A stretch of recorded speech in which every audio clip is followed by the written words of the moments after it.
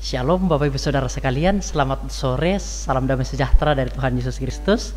Kiranya rahmat kasih karunia damai sejahtera, pertolongan, perlindungan, anugerah Tuhan selalu melimpah bagi kehidupan kita semua. Mari Bapak Ibu Saudara sekalian, hari ini kita akan mempersiapkan waktu kita, mempersiapkan pemikiran kita, mempersiapkan perasaan kita. Kita akan masuk di dalam ibadah PA yang biasa kita selenggarakan setiap minggunya. Kiranya Bapak Ibu Saudara tidak bosan dan tidak jenuh mendengarkan materi-materi yang kami sampaikan. Karena apa saudara? Karena materi-materi yang kita sampaikan, yang kita pelajari bersama-sama akan menolong kita untuk menjawab pertanyaan-pertanyaan sulit yang datang menyerang iman Kristen.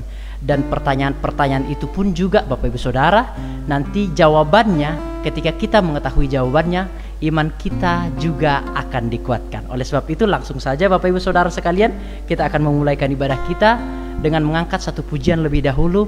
Sejauh timur dari barat Engkau membuang dosaku. Terima kasih Tuhan. Terima kasih. Kami datang kepada-Mu hari ini. Sejauh timur dari barat Engkau membuang dosaku. Tiada kau ingat lagi pelanggaranku.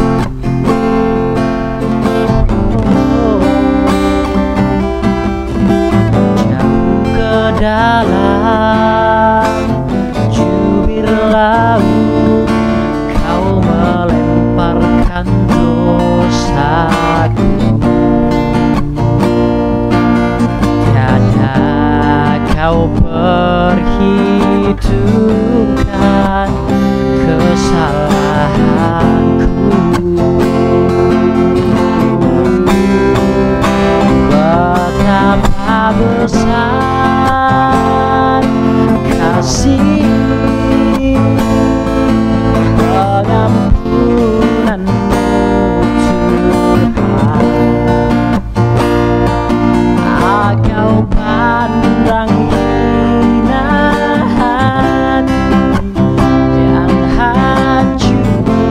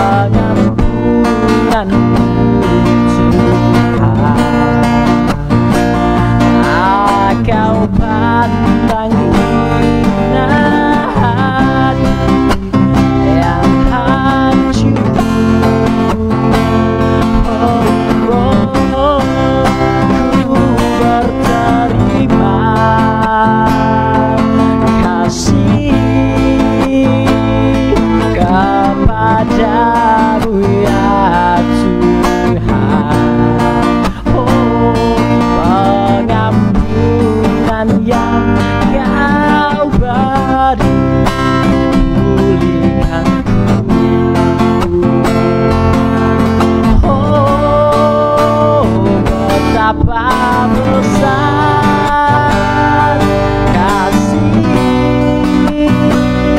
pengampunanmu Tuhan. Tak kau pandang hina hati yang hancur.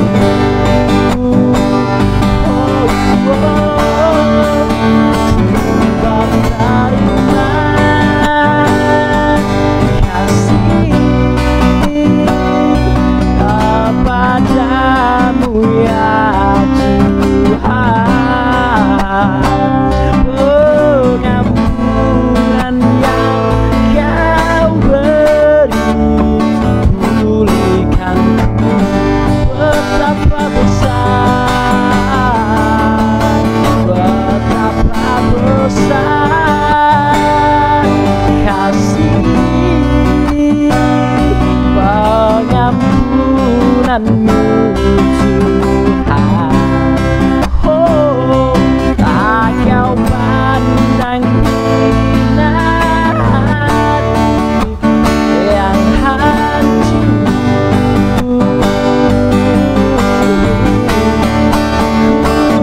Berterima kasih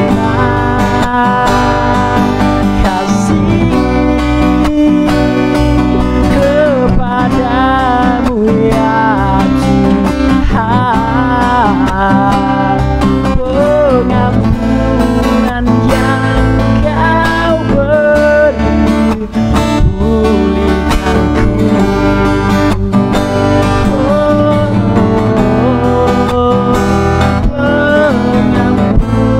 Pengampunan yang kau beri,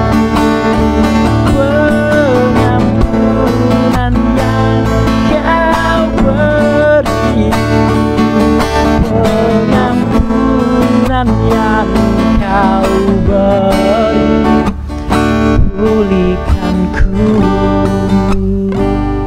Bapa kami di surga, melalui pujian ini kami mengimani satu hal, bahwa Tuhan sudah melupakan, sudah mengampuni dan sudah membuang segala dosa dan kesalahan kami melalui pengorbanan Yesus di kayu salib. Tidak ada lagi kutuk, tidak ada lagi maut, namun sebaliknya ya Tuhan, ada penyertaan Tuhan, ada berkat yang dari Tuhan, dan juga ada kerajaan yang kekal, yaitu kehidupan yang kekal yang Tuhan berikan kepada kami. Ketika kami sudah mendapatkan kehidupan yang kekal ya Tuhan, kiranya kami boleh memanfaatkan waktu dan kesempatan ini, di mana kami hidup di dalam anugerah yang dari Tuhan. Kami boleh beribadah, kami boleh mendengarkan firman Tuhan. Ini semua adalah anugerah Tuhan, kebaikan Tuhan dalam setiap kehidupan kami. Sebentar lagi Tuhan Yesus, kami akan melanjutkan pembelajaran kami, ibadah PA kami. Tuhan menolong kami, Tuhan memberikan keseriusan, Tuhan memberikan kesungguh-sungguhan kepada kami untuk kami dapat mendengarkan materi yang ada. Kami juga berdoa ya Tuhan, kiranya hamba berdoa bagi sidang jemaat Tuhan, kiranya Tuhan menggerakkan hati siapapun yang mendengarkan ibadah ini ya Tuhan. Sidang jemaat Tuhan dimanapun berada, Tuhan menggerakkan hatinya untuk mau meluangkan waktu beribadah bersama-sama dengan kami di tempat ini. Terima kasih Bapa di surga, terima kasih. Ini segenap doa kami di dalam nama Yesus. Puji Tuhan. Amin. Selamat sore dan shalom bagi kita semua Bapak Ibu Saudara sekalian. Damai sejahtera dari Tuhan Yesus Kristus kiranya melimpah bagi kehidupan kita semua, dan kiranya kesehatan, keluarga, pekerjaan dari Bapak Ibu Saudara selalu disertai oleh Tuhan. Mari saudara sekalian, seperti yang biasa kita selenggarakan setiap minggunya, bahwa kita akan mempelajari teologi kontemporer. Seperti yang biasa saya katakan, bahwa teologi kontemporer bisa dipandang dari tiga sisi. Yang pertama bisa itu berupa ajaran-ajaran sesat, juga bisa berupa pertanyaan-pertanyaan sulit, dan juga bisa berupa isu-isu global, saudara semuanya. Nah, hari ini kita akan membahas teologi kontemporer di bagian yang kedua, yaitu pertanyaan-pertanyaan sulit. Nah saudara, kita akan belajar, langsung saja kita akan membahas tema kita, yaitu kasihilah musuhmu. Namun bagaimana dengan Mazmur kutukan? Kita mengetahui saudara sekalian, bahwa di dalam perjanjian baru Yesus mengatakan bahwa kita harus mengasihi musuh kita. Bahkan jikalau ada musuh kita yang menyakiti kita, Kita harus memaafkannya senantiasa. Bahkan Tuhan Yesus mengatakan 70 kali 7 kali engkau harus mengampuni saudaramu. Bukan berarti itu adalah tafsiran yang literal. Kita memaafkan orang 70 kali 7, tidak. Namun itu berarti sebuah pengampunan yang selalu kita berikan kepada orang-orang atau yang kita katakanlah sebagai orang yang menyakiti kita atau musuh kita. Nah, di perjanjian baru jelas itu dikatakan bukan hanya mengasihi musuh, namun juga dikatakan mendoakan mereka. Jadi ada sebuah pengajaran yang lebih dalam, saudara sekalian, yang tidak kita temukan di ajaran manapun. Kita bukan hanya mengampuni, yes, mungkin seluruh agama mengajarkan pengampunan terhadap orang-orang yang menyakitinya. Namun iman Kristen menjelaskan lebih dalam dari sekedar mengampuni, yaitu juga Bapak Ibu Saudara mendoakan mereka yang menyakiti atau yang berlaku buruk terhadap kita, saudara sekalian. Nah, jikalau di dalam perjanjian baru Tuhan mengajarkan hal itu, bagaimana dengan di perjanjian lama, saudara sekalian? Di dalam perjanjian lama, di dalam Mazmur terlebih khusus, banyak sekali Mazmur-Mazmur kutukan, saudara sekalian. Setidaknya ada 13 Mazmur kutukan. Apa yang dimaksud Mazmur kutukan? Saya akan mendahulunya di awal. Mazmur kutukan adalah ketika si pemazmur menginginkan musuh-musuhnya si pemazmur itu ada di dalam celaka, ada di dalam maut, ada di dalam kutuk yang dari Tuhan, ada di dalam murka Tuhan. Nah, bagaimana mungkin sepemazmur, terlebih khusus Raja Daud pada saat itu menyampaikan mazmur kutukan terhadap musuh-musuhnya, menginginkan supaya musuhnya itu terbunuh, menginginkan supaya musuhnya itu celaka, menginginkan supaya musuhnya itu ada di dalam bahaya maut, menginginkan supaya musuh-musuhnya itu mati semuanya, saudara. Sementara di perjanjian baru Tuhan mengajarkan bahwa kita harus mengasihi musuh. Nah, ada pertanyaan sulit di sini. Apakah kita boleh mengutuki musuh kita? Terus bagaimana dengan perjanjian baru yang menjelaskan tentang pengampunan? Jikalau kita harus mengampuni musuh kita, terus bagaimana dengan yang disampaikan oleh Raja Daud? Dia mengutuki musuh-musuhnya dan menginginkan kematian atas musuh-musuhnya, saudara sekalian. Nah, inilah yang saya maksud teologi kontemporer, yaitu berupa pertanyaan-pertanyaan sulit. Mengapa Alkitab seolah-olah kontras atau bertentangan? Di satu sisi diajarkan pengampunan, bahkan bukan hanya mengampuni namun juga mendoakan. Namun di satu sisi Raja Daud menyampaikan mazmur kutukan, setidaknya 13 mazmur kutukan dilontarkannya kepada musuh-musuhnya. Apakah Alkitab itu kontradiksi, saudara sekalian? Tentu tidak. Kita akan membahasnya hari ini, bagaimana memahami mazmur kutukan. Langsung saja, saudara sekalian, sebelum kita masuk di dalam penjabaran apa itu arti mazmur kutukan, alangkah baiknya kita melihat biografi sederhana dari Raja Daud itu sendiri. Kita tahu Raja Daud itu adalah seorang gembala, seorang penyair, seorang pemusik, seorang prajurit, pahlawan, politikus, loyalis, motivator, raja besar, orang saleh, ambisius, namun juga sedikit licik dan pendosa. Namun di atas semuanya itu Allah tetap mencintai Daud, sebab Daud juga mencintainya sekalipun dirinya penuh dengan dosa dan kesalahan. Sebenarnya seorang penafsir Alkitab Mazmur mengatakan bahwa Raja Daud ini seperti air dan api, seperti hitam dan putih. Di satu sisi dia merupakan orang yang paling saleh, dia orang yang paling berwibawa, dia orang yang paling mencintai Tuhan, dia orang yang paling setia kepada Tuhan.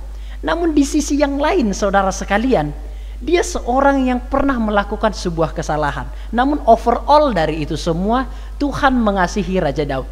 Raja Daud ini juga memiliki karakter yang sebenarnya agak sedikit kontradiksi, saudara. Kontradiksinya apa? Di satu sisi dia seorang yang tegas, dia tegas sekali, dan dia orang yang kolerik. Jikalau kita mempelajari ilmu psikologi, dia orang yang kolerik, dia orang yang tegas. Jikalau hal-hal prinsip, dia nggak tawar menawar, dia terabas semua hal-hal yang prinsip, nggak peduli orang suka sama dia atau nggak, diterabas semuanya.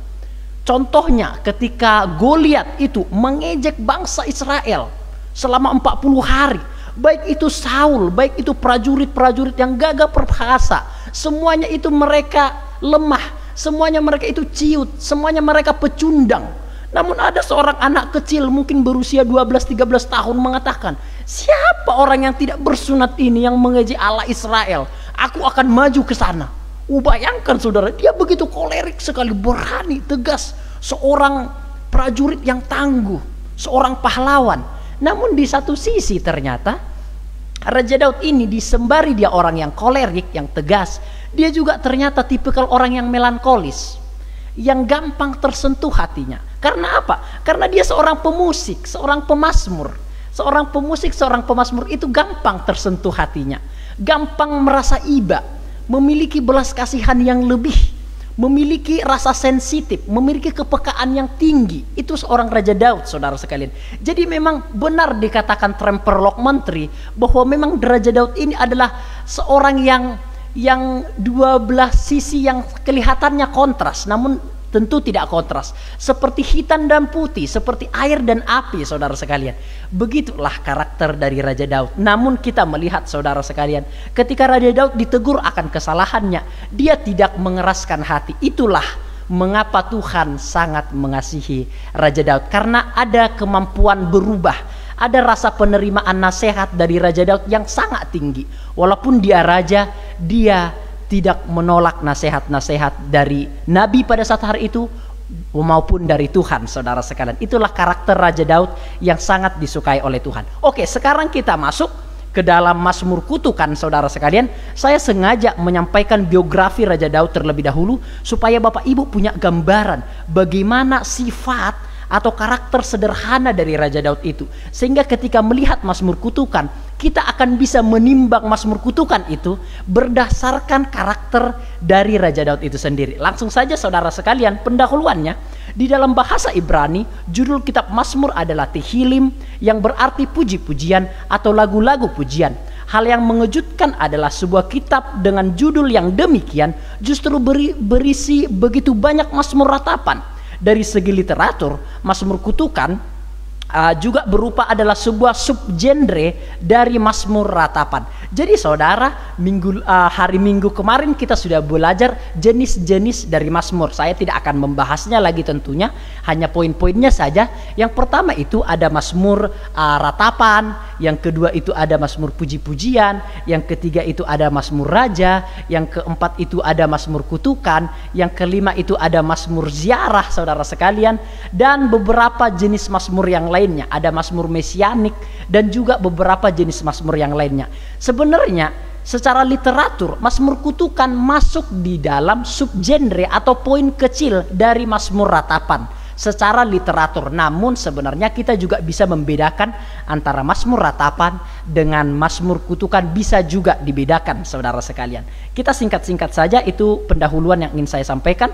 Nah, definisi kutukan, sebuah seruan untuk penghakiman. Jadi Mazmur kutukan itu sebuah seruan untuk penghakiman, bencana, penderitaan atau kutukan yang diucapkan dalam melawan musuh seseorang atau musuh Allah. Jadi Mazmur kutukan itu menginginkan penghakiman, menginginkan bencana dan penderitaan terhadap seseorang yang memusuhi si pemazmur, terlebih khusus Raja Daud, atau juga bisa memusuhi Allah. Jadi kita bisa melihat satu prinsip di sini, bahwa Mazmur kutukan itu diperuntukkan bagi orang-orang yang memusuhi Allah dan memusuhi umat Allah yang adalah Raja Daud pada saat hari itu. Harus kita mengerti ini lebih dahulu sebagai dasar untuk mengetahui Mazmur kutukan. Jadi Mazmur kutukan itu memang menginginkan penghakiman, bencana, penderitaan, tapi bagi orang-orang yang memusuhi Allah atau yang menghina Allah dan juga yang memusuhi umat Allah atau yang membunuh umat Allah. Jadi diperuntukkan kepada mereka, saudara sekalian. Next, Bapak Ibu Saudara, Mazmur kutukan adalah sebuah mazmur di mana permohonan mendatangkan celaka menjadi elemen utama dalam mazmur ini. Jadi Mazmur kutukan itu jelas memohonkan celaka, memohonkan penghakiman atau bencana dan penderitaan kepada sekelompok orang atau kepada satu pribadi orang. Bisa itu sekelompok orang ataupun satu orang pribadi, saudara sekalian. Itulah definisi sederhana dari Mazmur kutukan. Ada berapa banyak Mazmur kutukan? Ketika saya melihat Alkitab, kitab Mazmur terlebih khusus, 150 pasal, sebenarnya ada 13 pasal lebih, bayangkan. Malah yang tertera di dalam pasal itu Mazmur kutukan, saudara sekalian. Ada 13 pasal dari 150 pasal, kurang lebih ada 13 pasal yang berbicara tentang Mazmur kutukan, atau yang menyerukan sebuah penghakiman, sebuah bencana kepada sekelompok orang, saudara sekalian. Jikalau kita mengikuti definisi di atas, ada 9 Mazmur yang bisa dimasukkan di dalam Mazmur kutukan. Bisa dilihat Mazmur pasal yang ke-7, ke-35, 58, 59 dan seterusnya. Namun jikalau definisi diperluas dengan gambar celaka musuh-musuh pemazmur, bisa mencapai 32 mazmur yang dihitung sebagai mazmur kutukan. Jadi ada yang mengatakan 9, ada yang mengatakan 13.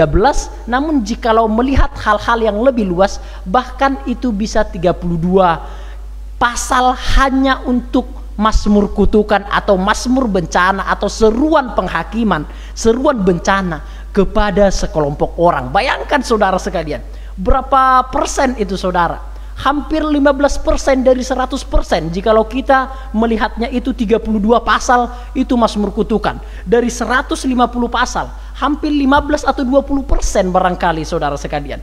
Di dalam kitab Mazmur itu adanya mazmur kutukan. Next saudara, singkat-singkat saja contoh-contohnya. Saya akan menjabarkan beberapa contoh. Setidaknya ada 3 contoh yang saya cantumkan di sini. Tentu tidak mungkin saya mencantumkan semuanya, akan memakan waktu. Namun setidaknya saya mengambil contoh dari Mazmur pasal yang ke-58 ayat yang ke-7 sampai ayat yang ke-11. Demikian mazmur kutukan. Ya Allah, hancurkanlah gigi mereka dalam mulutnya, patahkanlah gigi geligi singa-singa muda. Ya Tuhan, biarlah mereka hilang seperti air yang mengalir lenyap. Biarlah mereka menjadi layu seperti rumput di jalan. Biarlah mereka seperti siput yang menjadi lendir, seperti guguran perempuan yang tidak melihat matahari. Orang benar itu akan bersuka cita, sebab ia memandang pembalasan. Ia akan membasuh kakinya dalam darah orang fasik. Begitu sangat keras, begitu sangat menyakitkan, begitu sangat kasar. Bahkan jikalau itu diperdengarkan hari ini, waduh, nggak punya kasih orang ini. Namun begitulah apa yang terjadi di dalam Mazmur pasal yang ke-58 itu. Di situ patahkan gigi mereka, hancurkan gigi-gigi mereka itu. Biarkan mereka lenyap, menjadi layu seperti rumput di jalan. Apa? Bukan hanya itu saudara. Orang benar itu bersuka cita jikalau musuh-musuhnya itu ada di dalam celaka, saudara sekalian. Begitulah gambaran sederhana dari Mazmur kutukan ini. Sabar Bapak Ibu, kita akan melihat kembali contoh-contoh yang lain. Di dalam Mazmur pasal yang ke-69 dikatakan, tumpahkanlah amarahmu ke atas mereka, dan biarlah murkamu yang menyala-nyala menimpa mereka. Biarlah perkemahan mereka menjadi sunyi, dan biarlah kemah-kemah mereka tidak ada penghuninya. Tambahkanlah salah kepada salah mereka, dan janganlah sampai engkau membenarkan mereka. Biarlah mereka dihapuskan dari kitab kehidupan.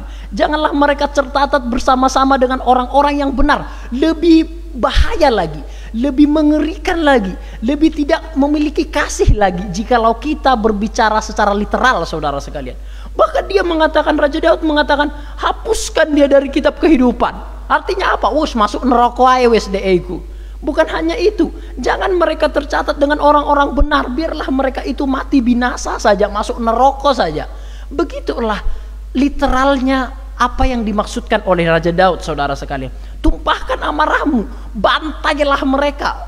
Bahasa literalnya begitu, terjemahan aslinya begitu, saudara. Bantailah mereka, penggallah mereka, bantailah, hancurkanlah mereka, cerai-beraikanlah mereka.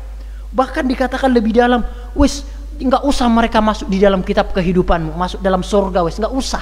Biarlah mereka masuk di dalam yang menyedihkan, ya, biarlah dia dihukum selama-lamanya oleh Tuhan. Itu merupakan mazmur kutukan yang disampaikan oleh Raja Daud.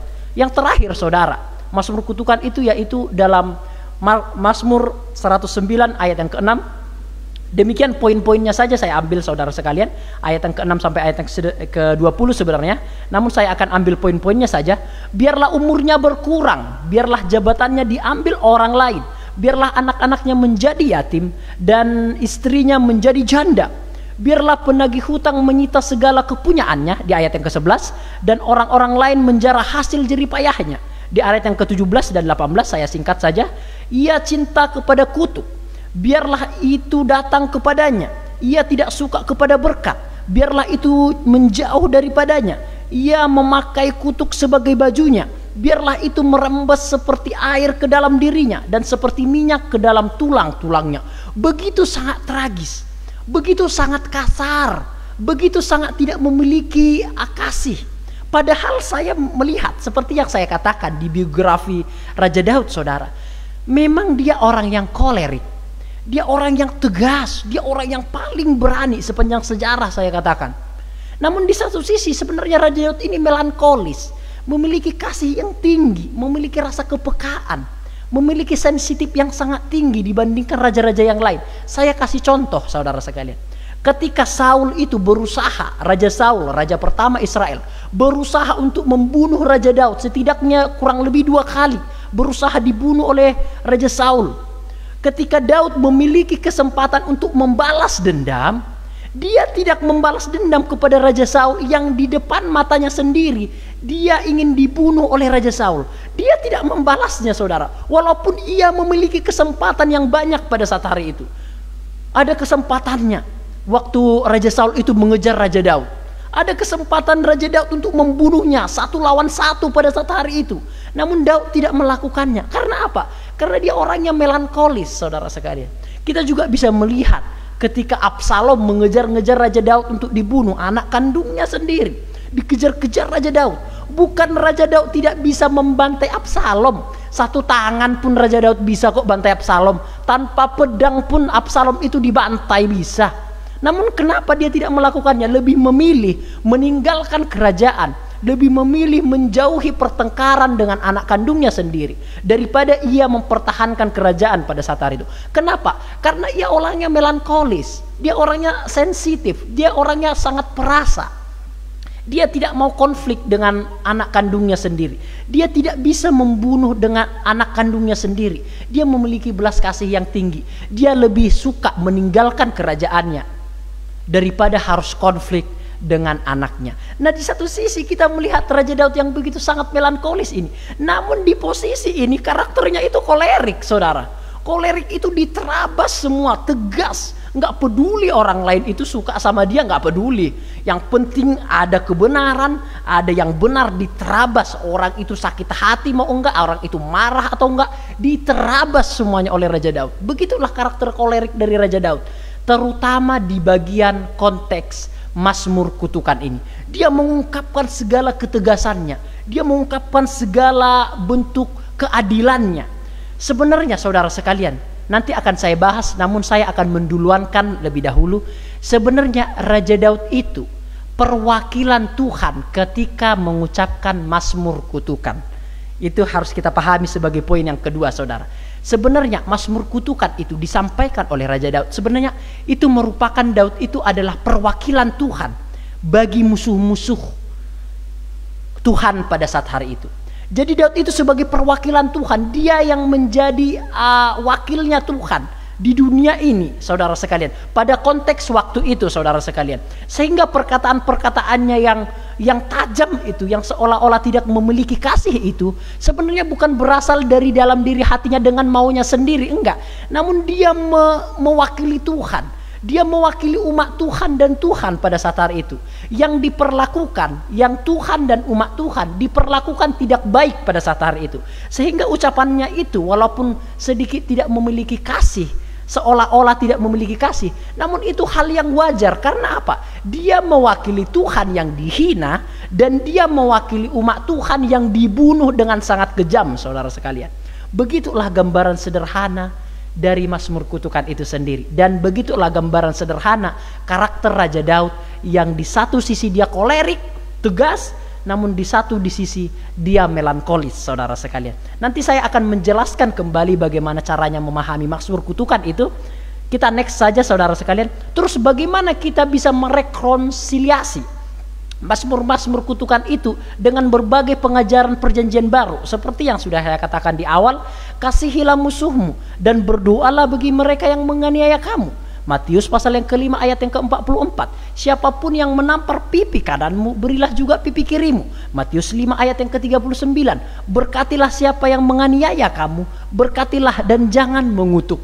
Nah, ini kan seolah-olah kontras seperti yang saya katakan. Bagaimana kita bisa merekonsiliasi atau bisa memadukan. Merekonsiliasi itu memadukan antara Mazmur kutukan dengan ajaran Yesus yang ada di dalam Matius pasal yang ke-5 dan juga ada yang ada di dalam Roma pasal yang ke-12 ayat yang ke-14, saudara sekalian. Apakah Alkitab itu bertentangan, saudara? Apakah Alkitab itu bertentangan, ataukah saudara sekalian bisakah kita mengutuk orang lain sama seperti Raja Daud mengutuk musuh-musuhnya, saudara sekalian? Sabar, kita akan masuk di dalam poin selanjutnya. Isu-isu terkait Mazmur-Mazmur kutukan. Ada isu-isunya, saudara sekalian. Apakah mereka sejalan dengan pengajaran seluruh kitab Mazmur, seluruh PR, dan seluruh Alkitab? Apakah mereka pantas dipakai dalam ibadah Kristen? Apakah orang Kristen boleh mengucapkan doa dari Mazmur-Mazmur kutukan? Bagaimana aplikasi dari Mazmur-Mazmur kutukan dalam hidup orang percaya masa kini? Jadi apakah memang Mazmur kutukan itu sejalan dengan kitab-kitab yang lain atau kitab Mazmur-Mazmur yang lain, saudara sekalian? Atau bahkan seluruh Alkitab, sejajarkah dia dengan pengajaran seluruh Alkitab itu? Atau pantaskah kita mengucapkan kutuk kepada orang-orang lain, saudara sekalian? Bolehkah kita memakai Mazmur kutukan ini untuk berdoa di gereja? Bolehkah kita mengkhotbahkan Mazmur kutukan, saudara sekalian? Nah, itu nanti akan kita jawab semuanya. Dan bagaimana mengaplikasikan Mazmur kutukan itu dalam kehidupan orang percaya pada saat hari ini? Apa pelajaran yang bisa kita ambil dari Mazmur kutukan itu, saudara? Sabar, kita akan menjawabnya di bagian-bagian yang terakhir, saudara sekalian. Beberapa solusi yang coba ditawarkan, saudara. Kan tadi isu-isu yang tadi kan, sejajarkah dengan pengajaran di dalam seluruh Alkitab?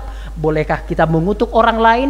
Dan bagaimana kita memahami Mazmur kutukan itu dan mengambil pelajaran dari Mazmur kutukan itu? Itu isu-isunya. Nah, ada beberapa solusi yang coba ditawarkan untuk isu-isu yang tadi, saudara sekalian. Yang pertama adalah ada yang mengatakan bahwa Mazmur kutukan hanya merupakan ekspresi dari sentimen Daud sendiri.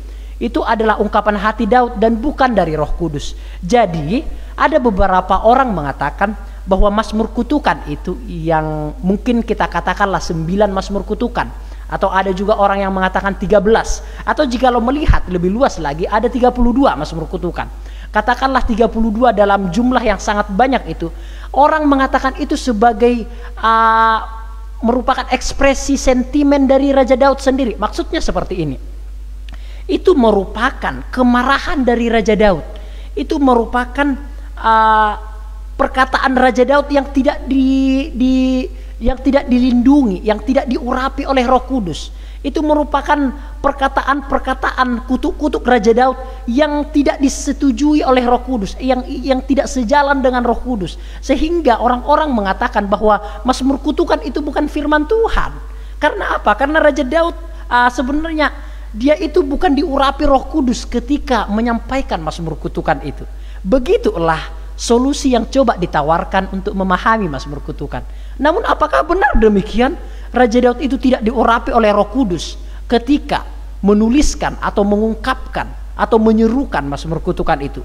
Benarkah demikian? Nanti kita akan jawab, saudara sekalian. Solusi yang kedua yang coba ditawarkan, saudara sekalian, problem dari pandangan ini adalah, ini solusi yang pertama tadi maksud saya. Problem dari pandangan ini adalah memisah-misahkan sebuah Mazmur menjadi bagian yang diinspirasikan Allah dan yang tidak. Lagi pula PB menyaksikan bahwa Daud menulis Mazmur-Mazmurnya di bawah inspirasi dari Roh Kudus.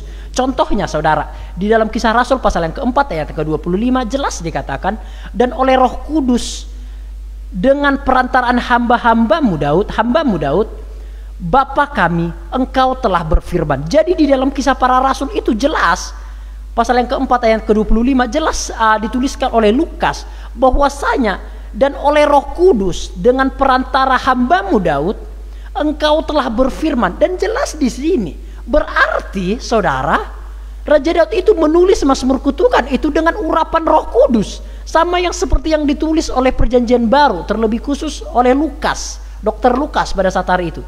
Jadi bukan sentimen pribadi dia, bukan kemarahan dia yang semata-mata, bukan itu tidak diurapi oleh Roh Kudus, bukan seperti itu, saudara sekalian. Jelas itu adalah diurapi oleh Roh Kudus, karena di dalam Perjanjian Baru dikatakan demikian, dengan perantaraan hambamu Daud, Bapa kami, Roh Kudus telah berfirman kepada mereka, saudara sekalian. Jadi itu jelas. Yesus juga menyaksikan otentitas Mazmur-Mazmur sebagai bagian dari kitab suci yang diilhamkan oleh Roh Kudus. Di dalam Markus pasal yang ke-12 ayat 36 dan Mazmur pasal yang ke-110 juga ayat yang pertama, saudara sekalian, bagaimana Yesus mengutip Mazmur itu yang menyiratkan bahwasanya ketika Yesus sudah mengutip Mazmur pasal yang ke-110, itu berarti Yesus juga meyakini bahwa tulisan-tulisan Raja Daud adalah tulisan-tulisan yang diilhamkan, yang dipenuhi, yang disetujui, yang disepakati dan yang diinginkan oleh Allah itu sendiri. Jadi bukan sentimen semata, saudara sekalian. Itu yang kita pahami sebagai bagian yang ketiga dari pembahasan hari ini. Dan juga beberapa solusi yang coba ditawarkan, saudara. Yang kedua, solusi yang ditawarkan yang kedua, yang pertama tadi solusi yang ditawarkan itu adalah itu hanyalah kemarahan Raja Daud semata yang tidak diurapi oleh Roh Kudus, sehingga itu bukan firman Tuhan. Ternyata kita batalkan. Bukan itu solusinya dong. Karena apa? Karena di dalam Kisah Para Rasul dan juga melalui perkataan Yesus, mereka semua mengakui bahwa Raja Daud diilhami oleh Tuhan atau diilhami atau dilingkupi oleh Roh Kudus ketika menuliskan Mazmur-Mazmur, terlebih khusus Mazmur-Mazmur kutukan, saudara sekalian. Nah, solusi yang kedua yang coba ditawarkan juga adalah pandangan lain mengatakan bahwa standar kehidupan spiritual dalam PL berbeda dari Perjanjian Baru. Jadi standar spiritual atau standar etika, standar moral di Perjanjian Lama berbeda dengan standar moral spiritual di dalam Perjanjian Baru. Kehidupan etis dalam PL didasarkan pada hukum pembalasan, sedangkan dalam Perjanjian Baru didasarkan pada prinsip kasih. Masalah utamanya adalah bahwa pandangan ini merendahkan petunjuk kehidupan etis yang diajarkan dalam Perjanjian Lama. Nah, ini juga bukan solusi, saudara. Ketika kita mengatakan solusi dari Mazmur kutukan adalah mengatakan bahwa standar kehidupan spiritual maupun etis di dalam PL berbeda dengan PB, Perjanjian Baru, ini juga bukan solusi. Karena apa? Karena akan merendahkan otentitas dari Perjanjian Lama itu sendiri. Maka kita akan beranggapan atau berpikir atau berpendapat bahwasanya Perjanjian Lama itu lebih rendah etisnya, lebih rendah spiritualnya, lebih rendah moralnya dibandingkan Perjanjian Baru. Nanti kita akan membeda-bedakan, saudara sekalian. Oh, ini perjanjian, oh ini firman Tuhan yang tidak etis, ini firman Tuhan yang etis. Ada kesenjangan demikian. Nah, ini juga bukanlah solusi untuk memahami kitab Mazmur, saudara sekalian. PL juga mengajarkan untuk tidak mendendam. Ini alasannya, saudara sekalian. Karena ajaran yang tadi, solusi yang kedua tadi ini tidak bisa kita terima. Solusinya adalah, penjelasannya adalah, argumentasinya adalah Perjanjian Lama juga mengajarkan untuk tidak mendendam dan tidak menyerahkan pembalasan kepada Allah. Bisa kita lihat itu dalam Ulangan 32 ayat yang ke-35. Hakkulah dendam dan pembalasan dan mengajarkan kasih kepada sesama, saudara sekalian. Di dalam Imamat 19 juga ayat 17 sampai 18 dikatakan, jangan engkau membenci saudaramu di dalam hatimu, tetapi engkau harus berterus terang menegur orang sesamamu, dan janganlah engkau mendatangkan dosa kepada dirimu karena dia. Janganlah engkau menuntut balas, dan janganlah menaruh dendam terhadap orang-orang sebangsamu, melainkan kasihilah sesamamu manusia seperti dirimu sendiri. Jadi solusi yang kedua dengan mengatakan standar spiritual di dalam Perjanjian Lama berbeda dengan Perjanjian Baru, itu tidak bisa kita pakai. Itu bukan solusi untuk memahami kitab atau Mazmur kutukan, saudara. Karena apa? Di dalam PL juga jelas diajarkan pembalasan tidak diizinkan, atau kita harus mengasihi manusia seperti diri kita sendiri, saudara sekalian. Beberapa solusi yang ketiga juga mencoba ditawarkan. Ada juga yang mengatakan bahwa doa-doa kutukan itu ditujukan pada musuh rohani, iblis dan kuasa kegelapan, dan bukan manusia. Nah, ini solusi yang ditawarkan. Jadi untuk memahami Mazmur kutukan, itu sebenarnya yang dikutuk itu bukan manusia, itu iblis. Sehingga kita tidak boleh mengutuk manusia karena yang dikutuk Daud itu iblis. Benarkah itu adalah iblis atau kuasa kegelapan, saudara sekalian? Nah, problemnya adalah apakah tidak menjadi absurd? Apakah tidak menjadi tidak wajar, tidak logis? Karena ada doa kutukan untuk anak-anak dan istri musuhnya. Lagi pula banyak Mazmur yang ditulis dalam konteks musuh fisik manusia, seperti Doeg, saudara sekalian. Jadi alangkah absurdnya jikalau kita mengatakan bahwa musuh-musuh itu adalah kuasa kegelapan dan iblis. Karena apa? Karena dikatakan di sana ada istri, ada anak-anak. Tidak mungkin iblis memiliki istri, tidak mungkin iblis memiliki anak-anak. Dan juga jelas dikatakan di dalam Mazmur Kutukan itu ada manusia fisik, musuh fisik, yaitu manusia, saudara sekalian. Seperti Doeg itu manusia, seorang pribadi, saudara sekalian. Jadi ini juga bukan solusi untuk memahami kitab Mazmur Kutukan, saudara sekalian. Bukan musuh-musuh itu adalah kuasa kegelapan dan iblis, bukan juga standar etis di dalam perjanjian lama berbeda dibandingkan perjanjian baru, bukan.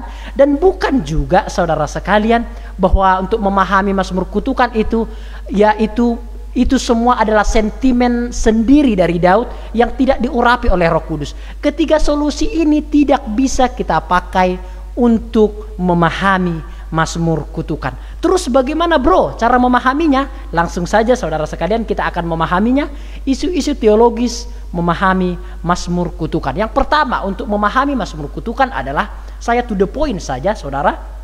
Yang pertama, musuh-musuh dalam kitab Mazmur Kutukan bukanlah musuh pribadi pemazmur terkait masalah pribadi. Jadi ini penting.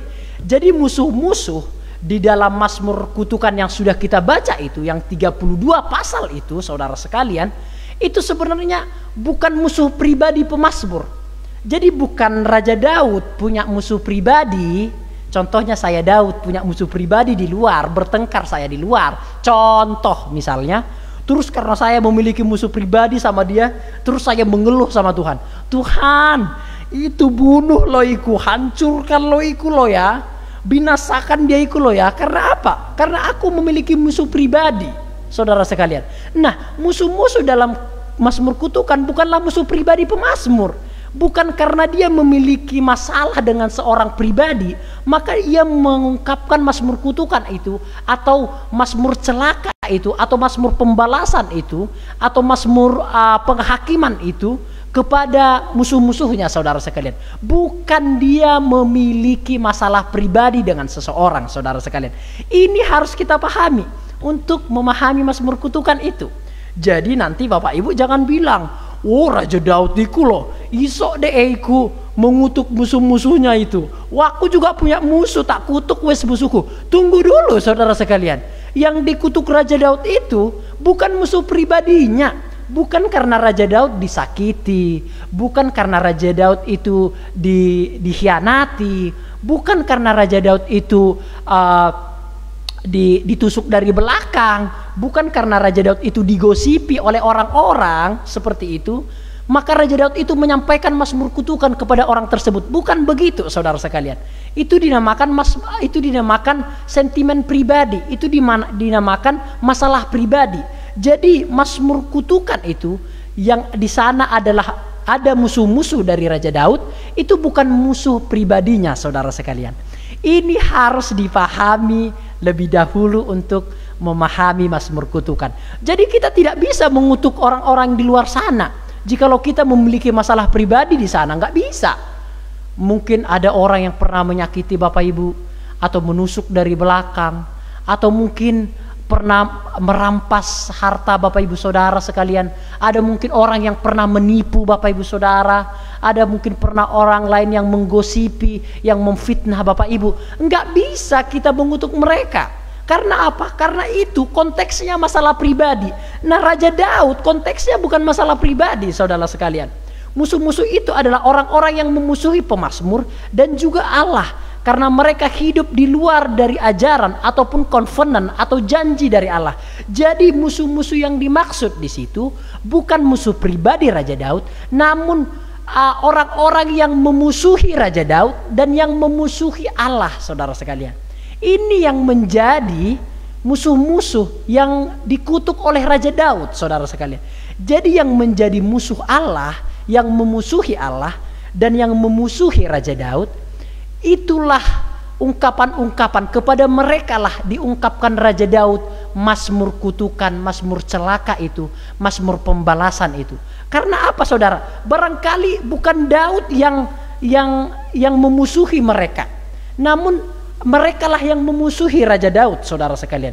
Jadi berbeda, saudara sekalian. Bukan Daud yang memusuhi mereka, namun merekalah yang memusuhi Raja Daud, saudara. Jadi orang-orang yang memusuhi si pemazmur dan yang memusuhi Tuhan, kepada merekalah Raja Daud mengungkapkan atau menyanyikan seruan mazmur kutukan kepada mereka, supaya mereka dibalaskan kesalahannya, supaya mereka dihukum oleh Tuhan, supaya mereka diampuni oleh Tuhan. Makanya sama seperti yang saya katakan, Daud itu mewakili Tuhan. Jadi kita tidak bisa mengutuk orang lain. Karena apa? Karena kita tidak mewakili Tuhan pada saat hari ini, saudara. Maksudnya di dalam konteks hari ini. Namun di dalam konteks pada saat hari itu, Raja Daud itu mewakili Tuhan, saudara sekalian. Makanya dia bisa mengungkapkan mazmur kutukan itu kepada orang-orang yang memusuhi Allah dan yang memusuhinya, saudara sekalian. Makanya di situ dikatakan musuh-musuh itu adalah orang-orang yang memusuhi pemazmur dan juga memusuhi Allah, saudara. Jadi Daud mewakili Allah, mewakili Allah dan mewakili umat Tuhan, saudara sekalian. Mereka membenci pemazmur bukan sebagai pribadi, melainkan sebagai umat Allah. Nah, Raja Daud seperti yang saya katakan, dia mewakili keseluruhan umat Allah dan mewakili keseluruhan Allah, saudara sekalian. Jadi wajar Raja Daud itu mengungkapkan mazmur kutukan kepada mereka yang memusuhi Allah dan yang memusuhi umat Allah. Wajar, karena Raja Daud mewakili kedua belah pihak ini, mewakili umat Allah, yes, mewakili Allah, yes, saudara sekalian. Dan di depan Raja Daud, dia melihat sendiri orang-orang itu, yang orang fasik itu tidak memiliki perasaan, dibunuh anak-anak, disiksa anak-anak, dibakar anak-anak, dijadikan budak, disembeli, dimutilasi. Di depan Raja Daud itu sendiri dia melihat itu semua. Dan bukan hanya itu, saudara, di depan Raja Daud, orang-orang yang tidak bersunat itu, orang-orang kafir itu, yang jahat itu menghina Tuhan, mengolok-olok Allah Israel, mengolok-olok Tuhan yang Daud sembah dan umat itu sembah, saudara sekalian. Jadi wajar Raja Daud menyampaikan mazmur kutukan itu, mazmur pembalasan itu kepada orang-orang yang jahat ini, saudara sekalian. Wajar sekali, wajar, karena ia mewakili Tuhan dan mewakili umat Tuhan pada saat hari itu. Selanjutnya, jadi prinsip yang paling mendasar dari mazmur kutukan ini penting. Jadi prinsip yang paling mendasar dari mazmur kutukan adalah bahwa doa kutukan bukan dinaikkan dalam konteks masalah dan dendam pribadi, melainkan konteks serangan terhadap umat yang memiliki perjanjian dengan Allah. Jelas.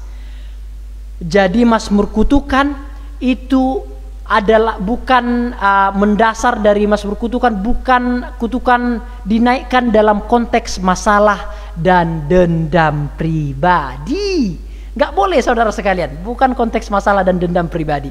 Jadi jikalaupun Bapak Ibu memiliki musuh, tanda petik loh ya, tanda petik, dengan masalah pribadi dan dendam pribadi, tidak diizinkan untuk menginginkan celaka kepada mereka. Tidak bisa.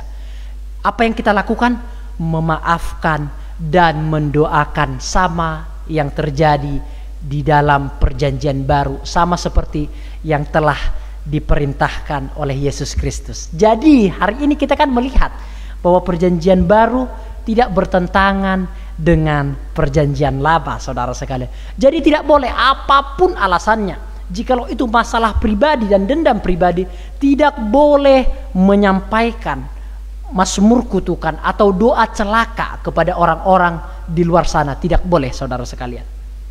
Concern atau inti dari pengajaran Daud bukan balas dendam atau motivasi. Concern itu bisa dibilang motivasi dari Daud bukan balas dendam, melainkan untuk pemulihan nama Allah.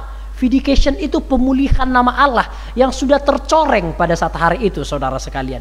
Jadi inti atau motivasi mazmur kutukan itu yang disampaikan oleh Raja Daud bukan untuk balas dendam, melainkan untuk pemulihan nama baik, pemulihan Allah pada saat hari itu, supaya tidak dihina, supaya tidak diolok-olok, supaya tidak dihujat nama Allah dan bangsa Israel, umat pilihan Tuhan pada saat hari itu.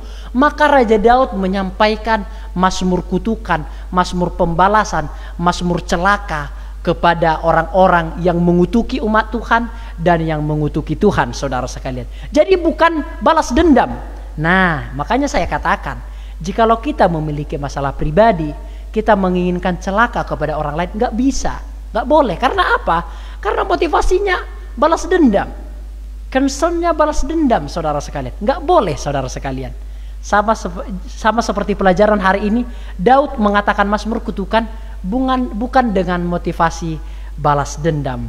Oke, sekarang kan kita sudah mulai mengetahui arti dari Mazmur kutukan itu. Yang kedua, untuk memahaminya, yang pertama tadi saudara untuk memahaminya bahwa musuh-musuh dalam Mazmur kutukan bukan musuh pribadi pemazmur terkait masalah pribadi. Yang kedua adalah prinsip dasar yang membenarkan doa-doa kutukan adalah bahwa perjanjian antara Allah dengan umatnya memang mengandung kutuk bagi musuh-musuh Israel. Ini penting juga untuk kita ketahui. Jadi prinsip dasar untuk membenarkan doa-doa kutukan atau mazmur kutukan adalah karena sudah ada perjanjian antara Allah dengan umat Allah. Tuhan sudah berjanji lebih dahulu bahwa siapa yang mengutuki umat Allah akan Tuhan kutuk. Siapa yang membinasakan umat Allah akan Tuhan binasakan. Sehingga prinsip dasar untuk membenarkan mazmur kutukan itu adalah firman Allah, bukan dendam pribadi. Karena sudah ada perjanjian lebih dahulu, jauh sebelum kita lahir, jauh sebelum perjanjian baru ada. Sebenarnya sudah ada perjanjian bahwasanya siapa yang mengutuki umat Tuhan akan Tuhan kutuk. Siapa yang mencelakai, membunuh umat Tuhan akan dibunuh. Bahkan siapa yang memberkati umat Tuhan akan diberkati. Makanya saudara sekalian, sudah ada covenant, sudah ada perjanjian dahulu antara umat Allah dengan Allah, saudara sekalian. Di dalam Kejadian 12 ayat yang ketiga dikatakan, aku akan memberkati orang-orang yang memberkati engkau dan akan mengutuk orang-orang yang mengutuk engkau. Olehmu semua kaum di muka bumi akan menjadi berkat.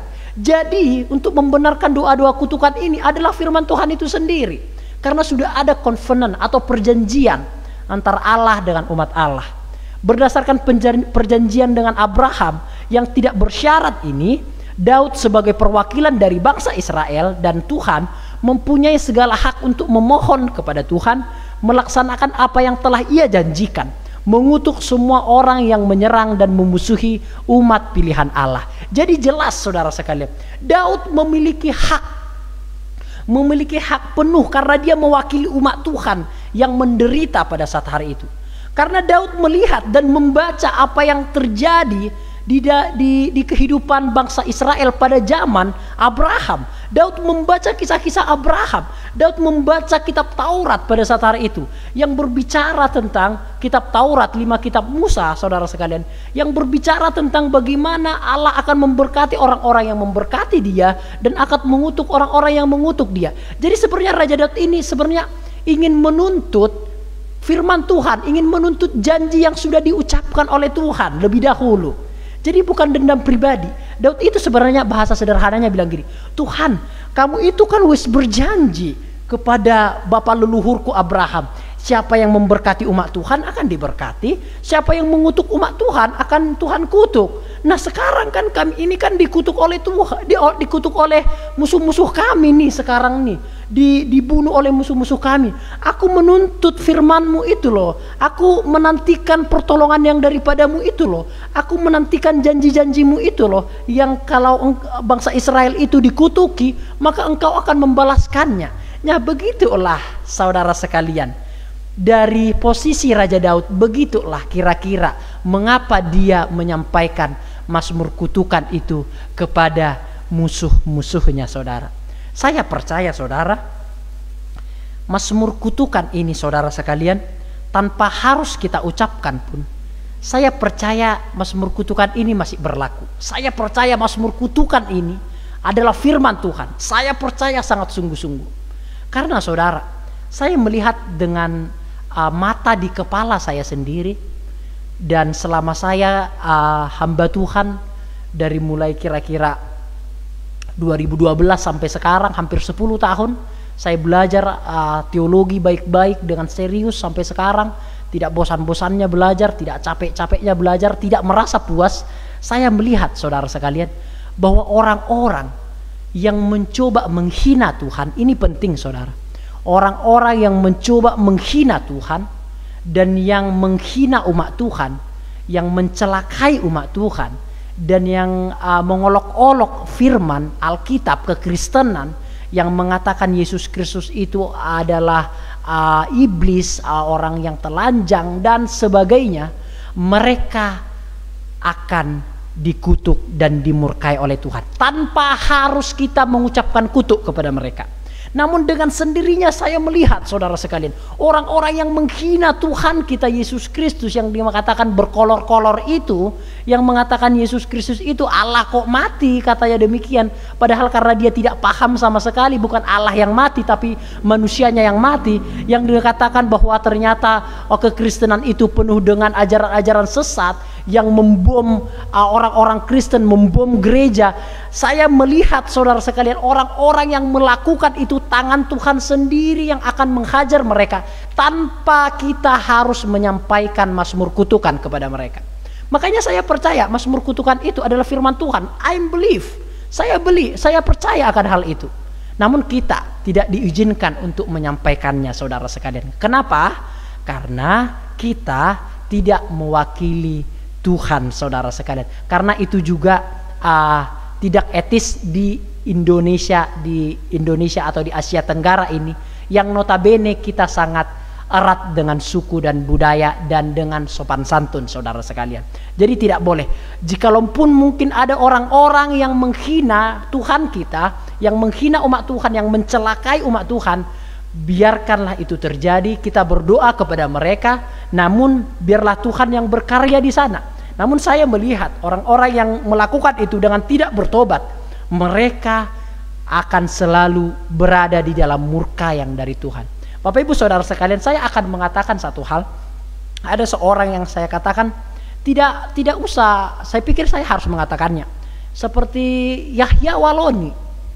Seperti dahulu ada seorang yang bernama Zakir Naik. Seperti ada juga beberapa orang-orang yang berusaha menghancurkan iman Kristen, Yahya Waloni, Zakir Naik, dan juga Ahmad Kainama, dan begitu. Semuanya mereka jelas saudara sekalian ada di dalam penghukuman Tuhan, dan kehidupan mereka kita bisa melihat saudara sekalian ada di dalam penderitaan, ada di dalam masalah hari ini. Karena apa? Karena mereka menghina Allah yang besar itu saudara sekalian, Allah yang memiliki otoritas tinggi itu. Selanjutnya saudara, disinilah kita melihat adanya konsep retribusif dan justice, artinya keadilan dan ganjaran. Keadilannya apa? Keadilannya firman Tuhan itu harus digenapi, itu keadilannya. Ganjarannya itu adalah ketika firman Tuhan digenapi, maka itu akan menjadi ganjaran bagi orang-orang yang menghina Tuhan dan yang menghina umat Tuhan saudara sekalian. Pola berkat dan kutub dalam kitab Pentateuch atau 5 kitab Musa memperlihatkan bahwa konsep ini berasal dari Allah sendiri. Inti dari mazmur kutukan bukanlah pembalasan dendam, melainkan keinginan agar adanya retributive justice ditegakkan. Maksudnya adalah ketika orang menghina Tuhan, menghina umat Tuhan, harus ada konsekuensi yang kamu terima. Orang-orang yang melakukan itu sebagai bukti justice keadilan, sebagai bukti justice keadilan, harus ada konsekuensi yang diterima. Itu namanya keadilan saudara sekalian. Makanya orang-orang yang menghina itu, jikalau tidak bertobat, Tuhan pasti bertindak tanpa harus kita mendoakan mereka. Tuhan pasti bertindak saudara sekalian.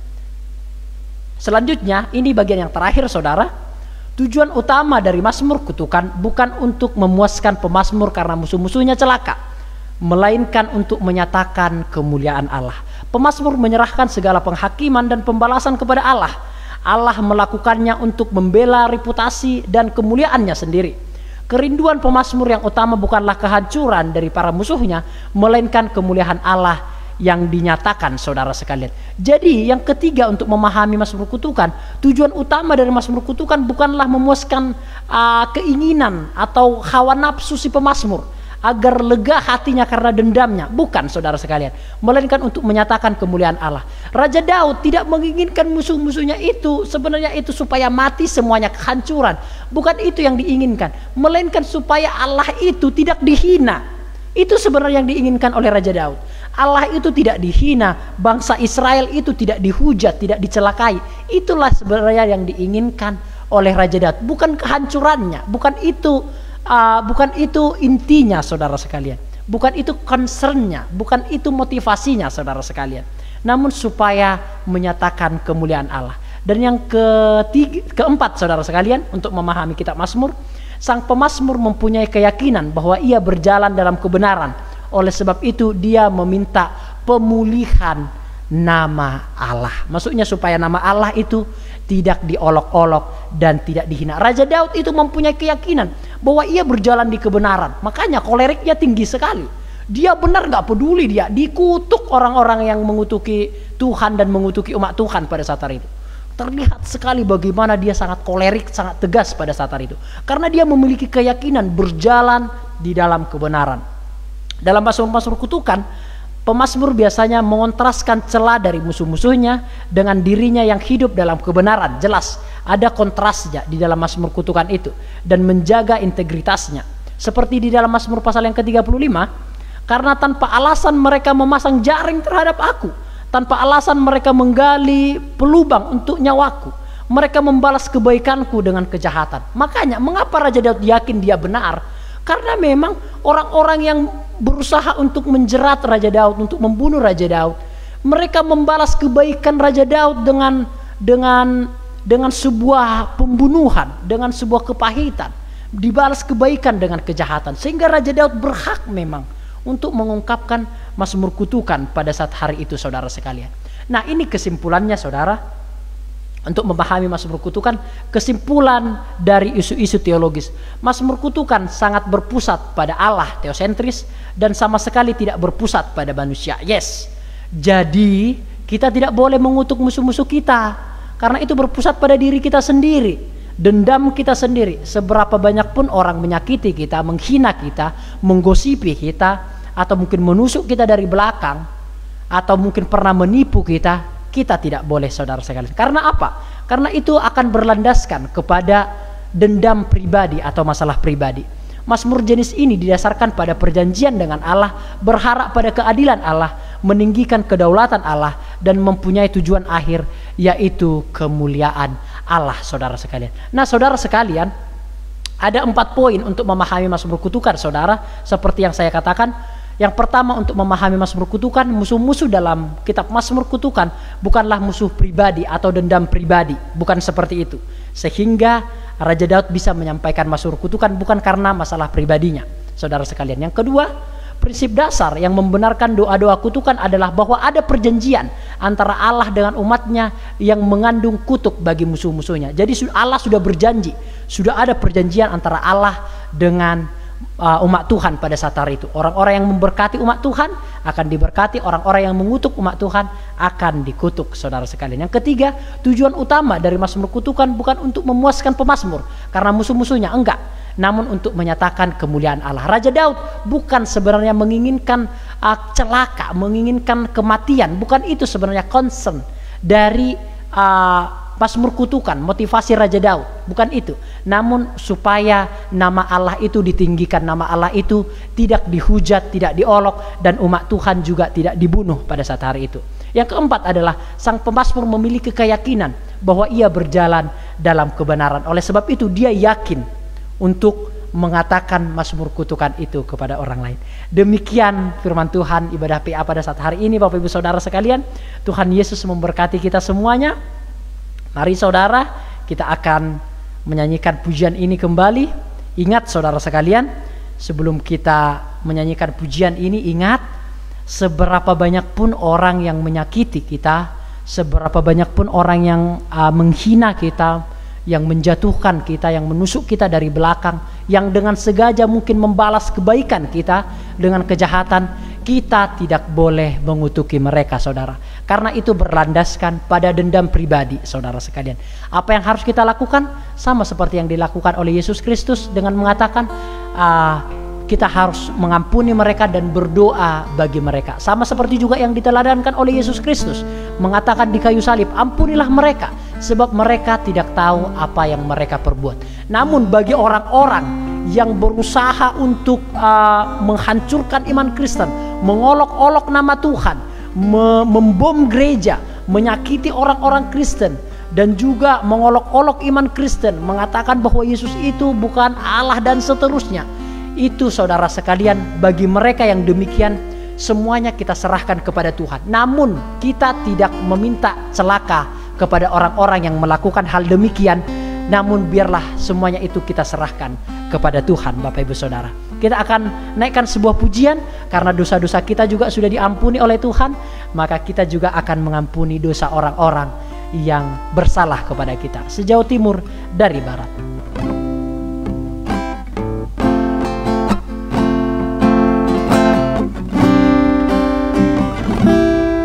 Sejauh timur dari barat, Engkau membuang dosaku.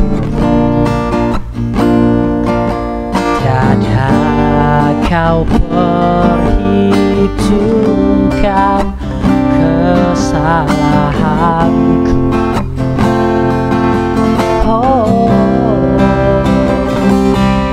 Jauh ke dalam jubir laut, Kau melemparkan dosaku.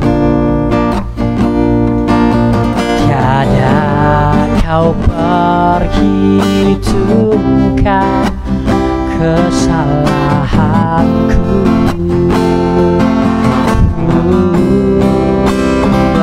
Betapa besar kasih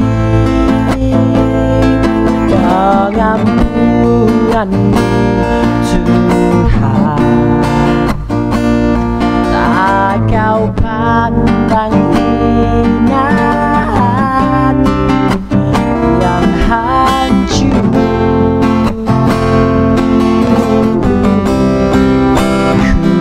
Berterima kasih kepadamu ya Tuhan. Pengampunan yang Kau beri, pulihkanku. Oh, betapa besar kasih pengampunan Tuhan. Tak Kau pandang hina